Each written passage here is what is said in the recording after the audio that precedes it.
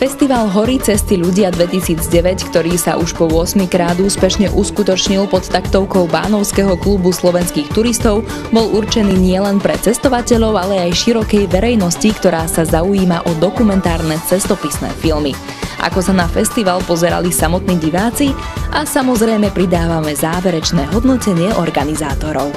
Ako sa vám páči na dnešnom festivale, keďže ste vlastne už pravidelnými návštevníkmi, pokiaľ vieme, a hlavne, čo by ste tak najviac vyzvihli, čo sa vám doteraz najviac páčilo?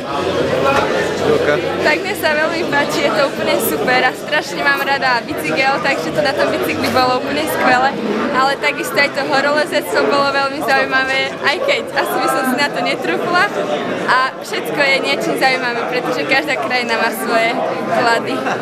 Tak mne sa najviac páčili tie feraty určite, pretože je to dosť náročné a obdivujem tých ľudí, ktorí sa na to vydajú.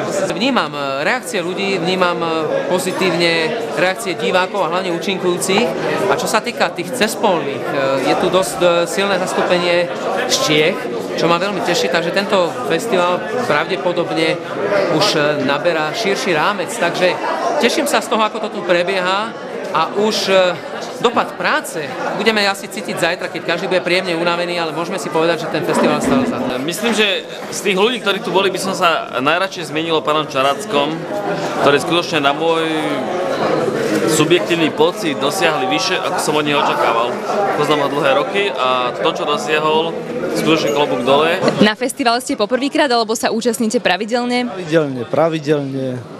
A ktorá reportáž, alebo ktorý dokument, prezentácia sa vám najviac páčil tento rok? Pygmejovia.